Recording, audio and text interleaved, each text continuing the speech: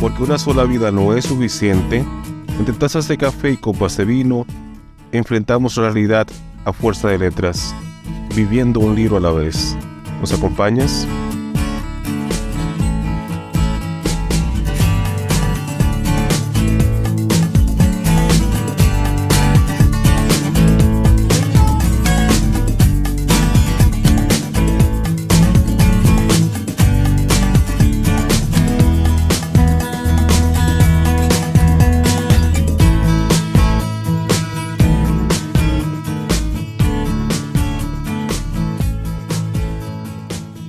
Conversamos con Enegildo Peña sobre su poemario Más allá de mi sombra.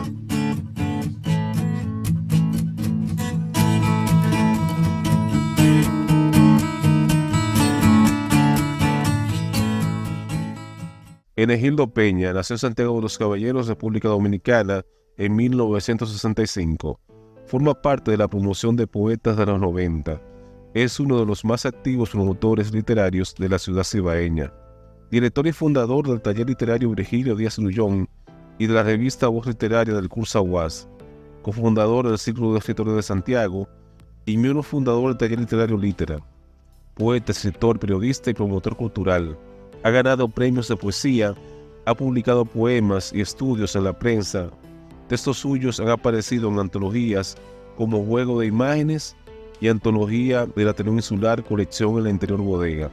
Ha sido antologado en el Diccionario Enciclopédico Dominicano y por El Azul del Mar, Encuentro Artístico Dominico-Español en 1995.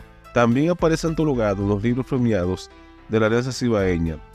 Su labor poética y ensayística se recoge en el volumen titulado En la Palabra. Ha dictado conferencias en la mayoría de las universidades del país y los centros culturales. Además, ha sido conferenciante invitado a Puerto Rico, a la Universidad Eugenio María de Hostos de City College de Nueva York y al Festival del Caribe que se realiza en Santiago de Cuba. Autor del libro de poesía Más allá de mi sombra, testimonio de sus inquietudes filosóficas. Su producción poética revela a un ser preocupado por el sentido de la vida y el mundo, y en sus reflexiones hay verdades poéticas que atrapan la huella de lo trascendente.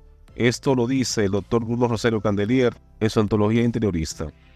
Enegildo Peña fue premiado por su destacada participación en la primera Feria Regional del Libro Santiago 97 con el máximo galardón, Gregorio Luperón. Actualmente colabora con el diario digital Acento y además realiza comentarios en varios programas de la televisión de Santiago de los Caballeros.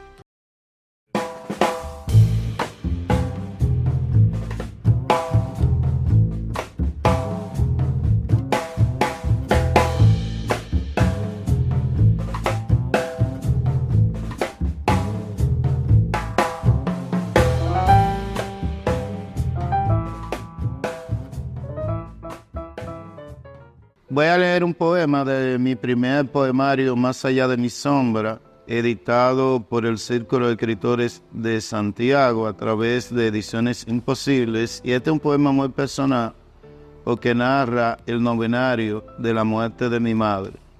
Se llama Una herida en la sangre porque uno viene de la sangre de su madre. Tiene un epígrafe de mi autoría, se dice: más allá de mi sombra sigo buscando tu voz.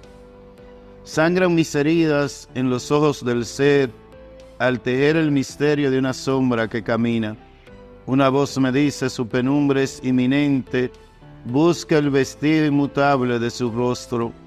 Miro a lo lejos el cristal de la memoria en la soledad del camino, interrogando el espacio de la vida, entre el principio de sus formas y la existencia de la nada que vive en la sombra.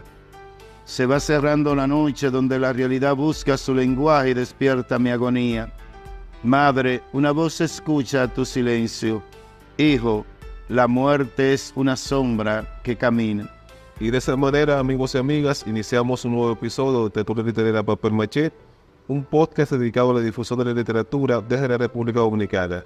Como ustedes acabaron de escuchar al inicio, disfrutamos de uno de los poemas del libro Más allá de mi sombra, de Enegildo Peña, que precisamente tenemos aquí con nosotros y le damos la más formal y cordial y calurosa bienvenida. ¿Qué tal, Enegildo? Un placer, soy seguidor y ahora está como protagonista, muy interesante. Y felicidades por ese proyecto. Gracias, Enegildo. Negildo, cada vez que tenemos un invitado por primera vez al espacio, la pregunta que siempre hacemos es ¿cómo fueron tus inicios en esto de la creación literaria? Tu trayectoria como escritor, así brevemente. Bueno, una historia larga, voy a tratar de sintetizar. Y qué bueno que estemos grabando aquí en Amante de la Luz. Claro, y aprovechamos para darle las gracias a Amante de la Luz que nos ha permitido grabar aquí. Sí, porque yo soy un lector tardío, porque mis padres no sabían leer.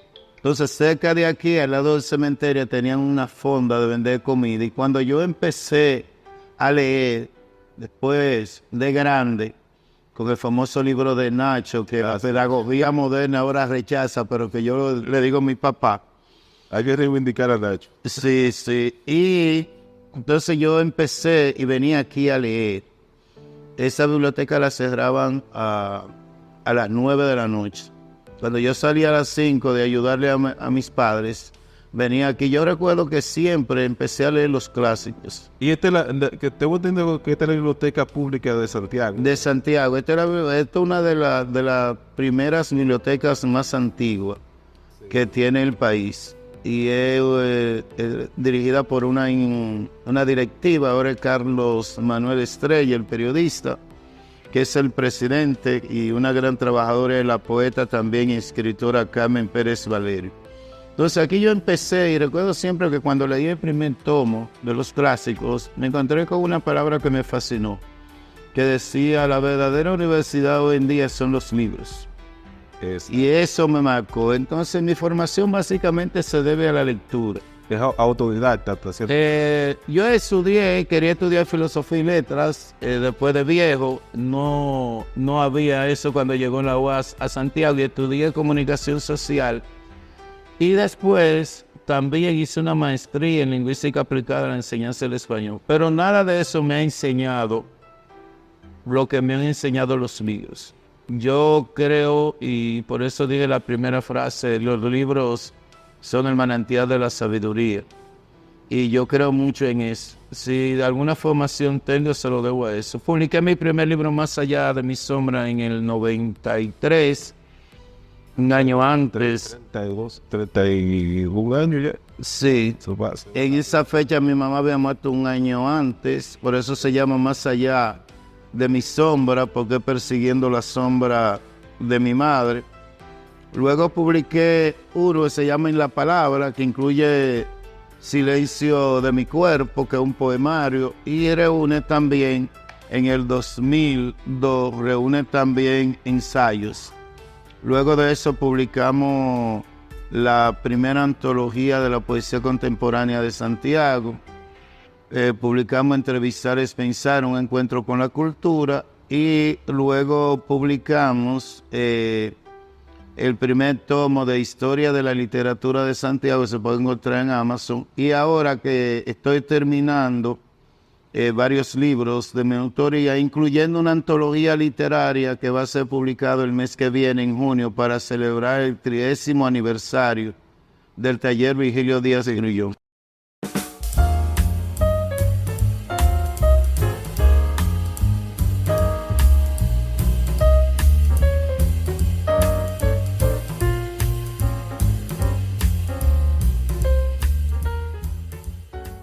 Voy a leer un poema que me identifica, porque soy yo, y yo trato en cada poema de tener una identificación con lo que soy, porque si no sería una traición, y la palabra no debe traicionarse. Se llama Yo soy. Yo soy la otredad del silencio, donde el abismo se anonada en la forma y las estrellas no mueren en el tiempo. Yo soy el sentimiento de la noche mientras despierta el día en los labios del camino. Yo soy la muerte real de la vida, donde termina el principio de un todo que empieza a filosofar. Yo soy la imagen disuelta en el vacío de un cementerio sin nombre. Yo soy el espacio que busca la elevación sublime de un Dios transitorio. Yo soy el río que finaliza en el origen donde está su misterio. Yo soy la flor que me hace hombre en la sombra. Yo soy el espejo que hiere el polvo de la presencia. Yo soy el mar de un recuerdo de siglos donde todo está vivo. Yo soy esta calle que vomita en soledades el silencio de la memoria. Yo soy este cuerpo cualquiera que sin saberlo aún está. Yo soy la vida en las hojas del árbol de un sol que vuela dormido. Yo soy el círculo cerrado donde se acicalan las voces de un eterno canto. Hablando de este poemario, Hermenegildo, ¿qué tiempo te tomó escribir los poemas que aparecen de él? O sea, ¿cuántos poemas son? No recuerdo qué cantidad, pero el libro tiene como 60 y pico de páginas. Es mi primer poemario, lo que significa que recoge casi la poesía de mi adolescencia y mi inicio a la poesía que empezó con Manuel del Cabral cuando... Exacto, eso te iba a preguntar, ¿cuáles son tus poetas dominicanos favoritos? Bueno, yo tengo varios poetas, pero yo creo que el poeta más fundamental de nuestra poesía dominicana es Frankie Mieses Buck.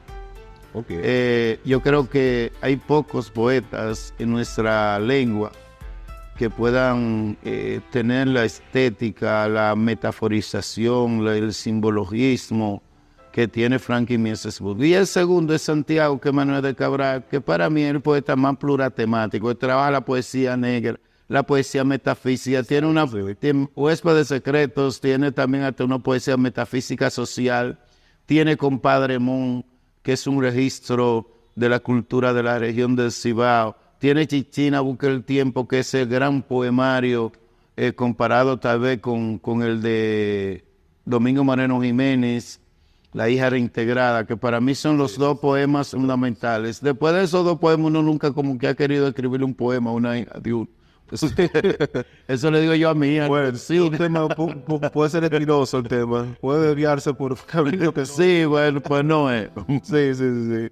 ¿Y qué te parece la poesía que se está escribiendo aquí en el país? O sea, República Dominicana siempre se ha destacado en nuestra literatura, la poesía es un género que resalta. Mira, todos los años yo tengo la oportunidad de participar en recitales internacionales. Entre ellos, que de hecho, uno muy bueno que se dio el año pasado aquí en el Gran Teatro, que yo vine, el Día del Poeta precisamente, sí, del 2023. Ah, sí, ese lo organizó una exposición también que hizo Arelis Alvil en la verja del teatro. Excelente actividad. No recuerdo. Y la Semana Internacional de la Poesía de Mateo Mauricio. Y cuando yo veo a todos esos poetas que vienen de España, que vienen de todos esos países, me siento orgulloso de la poesía dominicana. Porque hay países, por ejemplo, la poesía simplista de la literatura contemporánea de España es horrorosa en términos de poesía, porque no me parece una gran cosa. Yo creo que hay muchos países que han vulgarizado, porque para mí la poesía revela lo irrevelable de las palabras y las cosas. Sí, siempre se dice que es el género más excelso. Sí, y trasciende incluso al sujeto que lo forja. Porque un verso, tú decir, por ejemplo, yo nunca pensé que en un momento de angustia de la muerte de mi madre yo iba a hacer esa metáfora que no he encontrado en ninguna lengua, la muerte es una sombra que camina. Excelente. Entonces la poesía tiene esa magia cuando Miguel Hernández dice tanto penar para morirse uno. O Vallejo dice... Sí. Parece ser que yo nací un día en que Dios estaba enfermo. Oye, ¿cuánto estaba sufriendo Vallejo? ¿A dónde estaba Dios que no lo amparó? Wow. Eso lo tiene la poesía. Es decir, que en un verso, por eso Borges decía que hasta con un verso un poeta se salvaba. Un buen verso dice más que cualquier tratado de filosofía, de física, de lo que fuere, porque resume el saber y el conocimiento universal. Así es, incluso hay poetas que se han adelantado hasta avances científicos. Sí. El artículo que tú escribiste precisamente. Sí, de Dinápolis Soto, de poesía y ciencia. Sí, esa relación, porque hay poetas que han podido vislumbrar lo que venía. Y cosas que luego la ciencia ha confirmado que es así, como esa gente lo intuyó. No, para mí, la filosofía, por eso yo en un momento dado hablé de que la poesía también podría hablarse de una filosofía del lenguaje. Porque Platón, ¿qué fue lo que hizo? Cuando tú lees a Platón, son sentencias poéticas. Sí. Y antes la sabiduría y el conocimiento humano, además de empezar por la verbalidad, que es que recoge esa sabiduría natural del pueblo y de la gente, la filosofía empezó por la poesía. Hablaban en versos. Sí, sí, sí. Y las grandes obras hablaban, Homero, por ejemplo, la Odisea, la Ilíada, Claro, claro. eso es verso. Eso es verso. Hasta la Biblia tiene verso, el cantar de los cantares. Tú quieres un Los poema, salmos también. los salmos. Tú quieres una cosa más erótica que el cantar de los cantares. O sea que la poesía siempre ha estado ahí, acompañando a la humanidad. Trasciende el tiempo. Si hay algo que puede trascender la limitación de la muerte, es la poesía.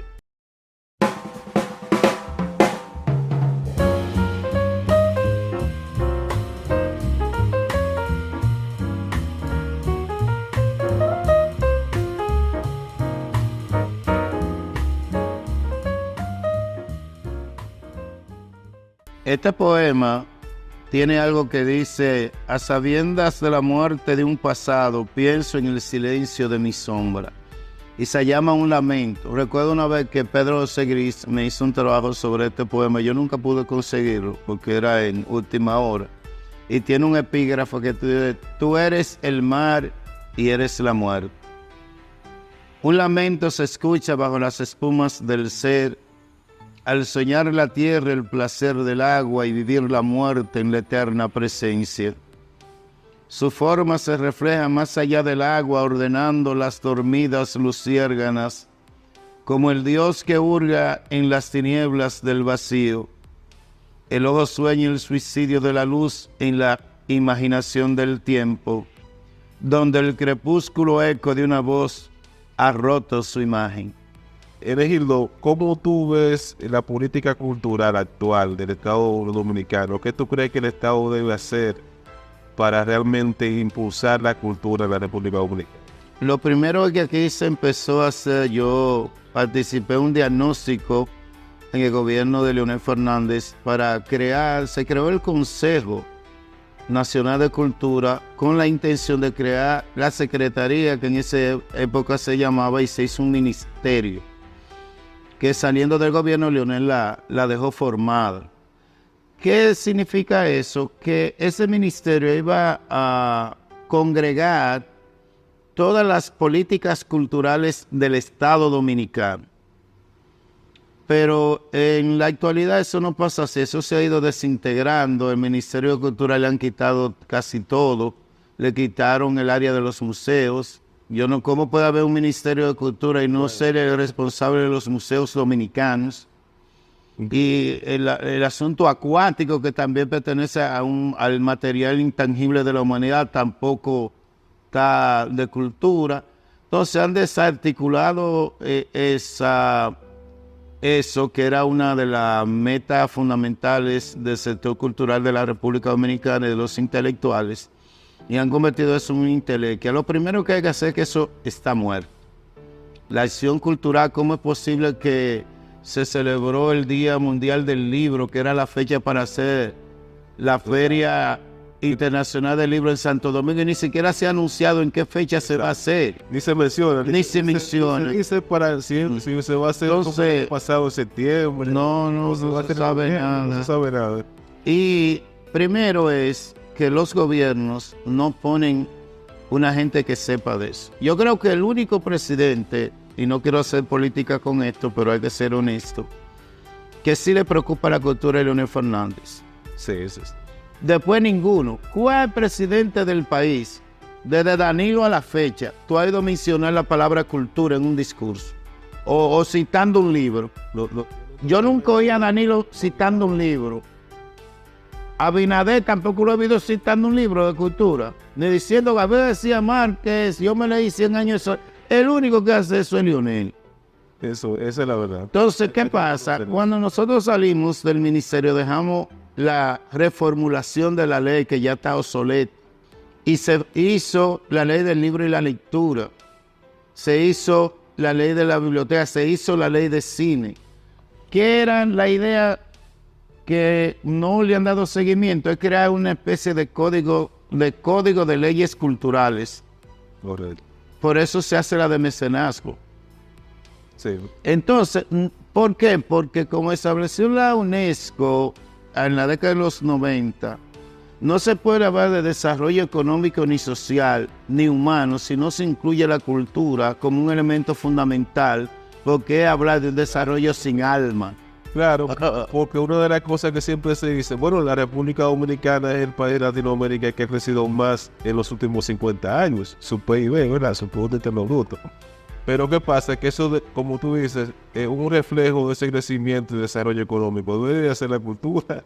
Por eso se creó en la gestión de la antigua la cuenta única, la cuenta del Banco Central de la Cultura. Exacto. Para que vea también cuánto está generando el cine. Porque los políticos no creen en la cultura. Cuando tú vas a ser, ni los empresarios, algunos. Y los turistas que vienen al país vienen es por la cultura. Por la cultura. El merengue, la bachata. La bachata, es decir, que eso genera y el libro. Por ejemplo, no es posible que aquí se dé un premio nacional de literatura y no se publiquen las obras completas de los autores. Wow, y tienen que estar dando pena los editores, para que le publiquen. Entonces, Sí, y uno autofinanciar. Por ejemplo, un premio nacional tienen que darse, primero, publicarle sus obras completas en varios idiomas correcto. y venderla afuera. Crearle una pensión con dignidad, sea de 200,000 o 150,000 pesos, para que pueda comprar su medicamento. Yo creo que de 200, porque aquí lo de los bancos se llevan hasta 1,5 millones de pesos de pensión por 4 años. Sí. Entonces, un seguro médico, premium, Sí. nacional y internacional, porque este es el único país donde no defiende sus intelectuales y sus escritores. Están desamparados. Claro. Hay amigos nuestros que no tienen ni siquiera con qué comprarse su medicamento.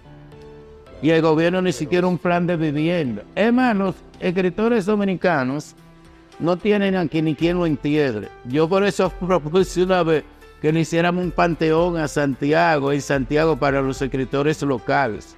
Porque cuando se muere uno tenemos que estar mendigando y buscando y a veces en la tierra y se pierde. Es terrible esa situación. Entonces estamos desamparados. Entonces, ¿para qué existe el bendito Ministerio de Cultura? Cuando ponen una ministra que dijo de que Haití era un continente. Bueno. Ya tú te puedes imaginar Bueno. qué libro ella ha citado. Es una mujer de la farándula, pero no de la cultura. Entonces, Danilo le pasó eso también. El cantautor, José Antonio Rodríguez, era cantautor, pero nunca ha sido gestor cultural.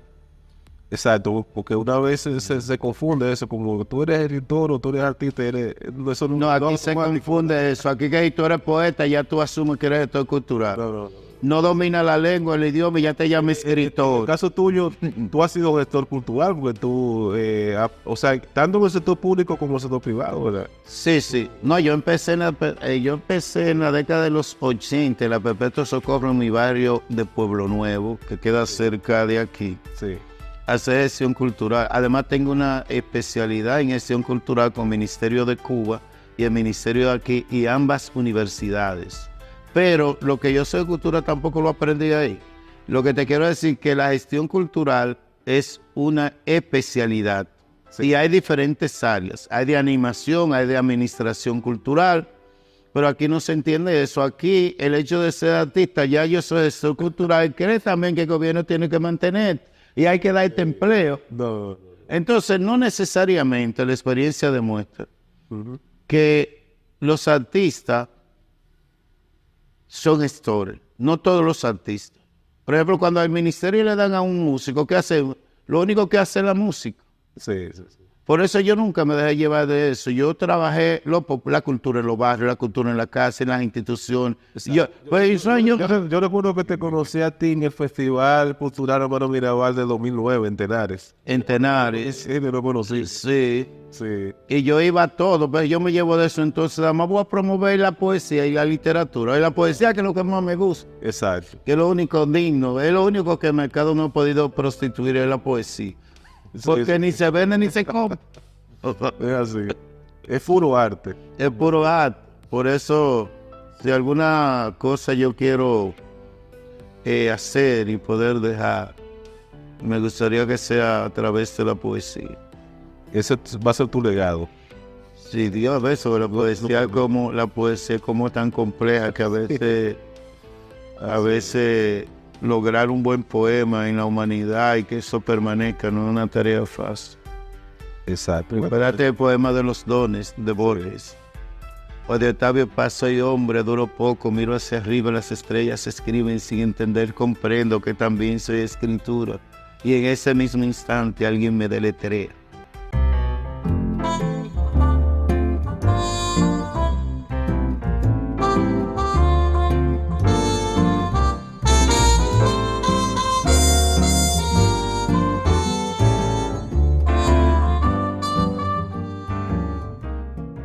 Cierro el espacio de tus ojos y alumbro la soledad de la noche.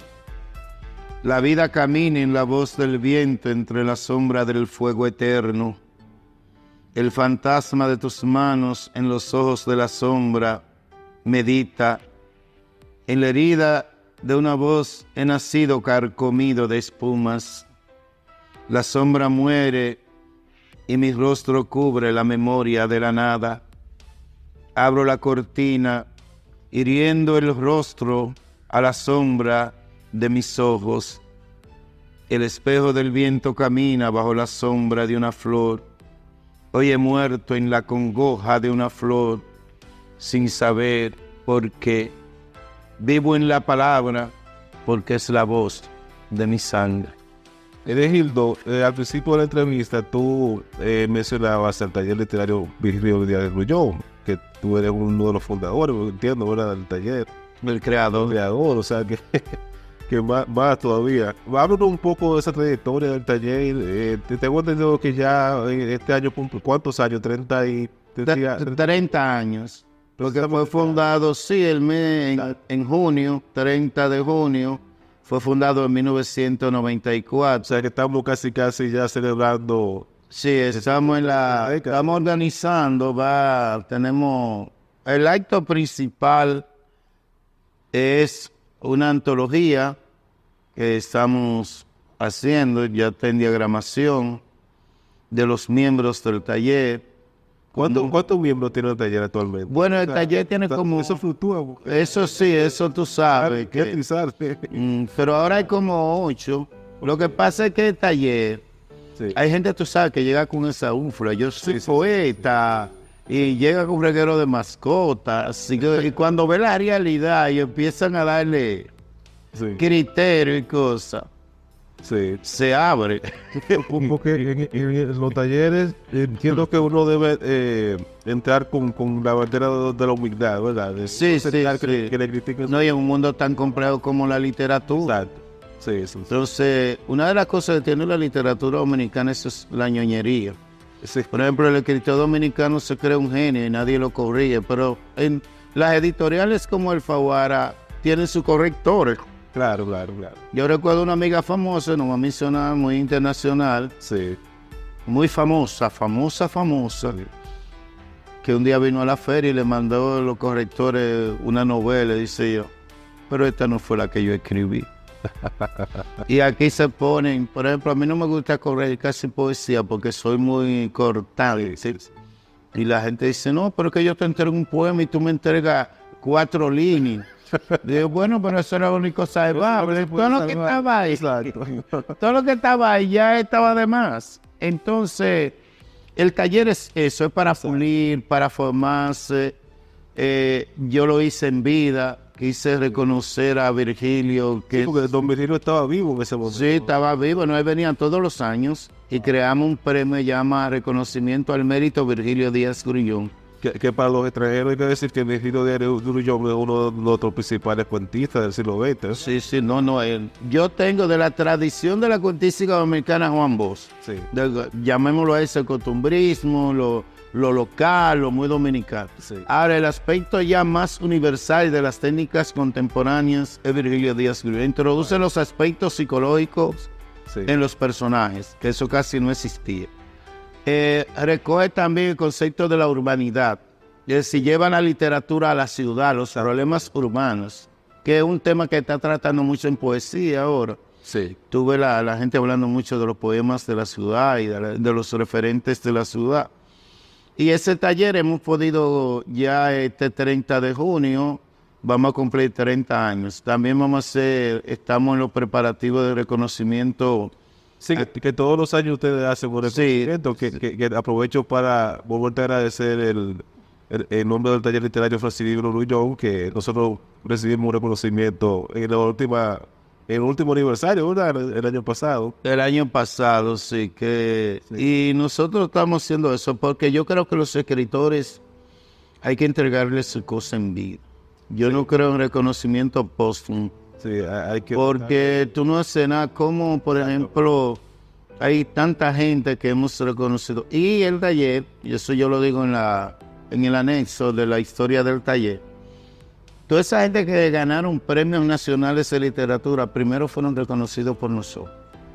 Ahí yo te puedo decir Andrés L. Mateo Monizón, Diógenes Céspedes, León David, te puedo mencionar José Alcántara Almanza. Te puedo mencionar que toda esa gente, antes de ser premios nacionales de literatura, nosotros tuvimos la decencia y la trayectoria de reconocer. Sí. Hermenegildo, ya como siempre digo, lo bueno dura poco. Tiene que ser así. Tenemos que ir concluyendo ya y nada, te agradezco realmente que nos haya dedicado parte de tu tiempo un sábado de la mañana, ¿verdad? Que uno siempre tiene que hacer mucha diligencia los sábados. No, gracias a ti. Soy yo que tengo que sentirme agradecido que tú vengas a hacer este trabajo y algo que tú haces tan profesional que tanto yo lo doy seguimiento. Yo lo republico, Gracias por la difusión. Para del taller, a mis redes, porque creo que es una labor que tú estás haciendo. Incluso que debiera tener un incentivo de alguna empresa. Bueno, pero... de algún tipo de publicidad para que también tú puedas movilizar. Bienvenido sea, esa publicidad si llega, pero como yo te comenté hace un tiempo que vine a una actividad aquí en Santiago, yo hago esto porque me gusta, realmente, porque realmente no busco Sí, la literatura la hacemos porque nos gusta, claro. Pero dentro de ese gusto hay gastos. Bueno, claro. Hay que movilizarse, hay que comer. Si viene un caimito por ahí de parte de alguien, no me voy a poner bravo. Vamos a apoyarlo a estos empresarios. Claro, bueno. Estos son proyectos este es el futuro de la comunicación. Bueno, pues gracias, Hermenegildo. Un placer. Las puertas seguirán abiertas porque tenemos que volver a repetir el encuentro. Que tú tienes más obras por ahí, más poemarios, hermano. Sí, sí. O sea que se volverá a repetir. Un placer, hermano.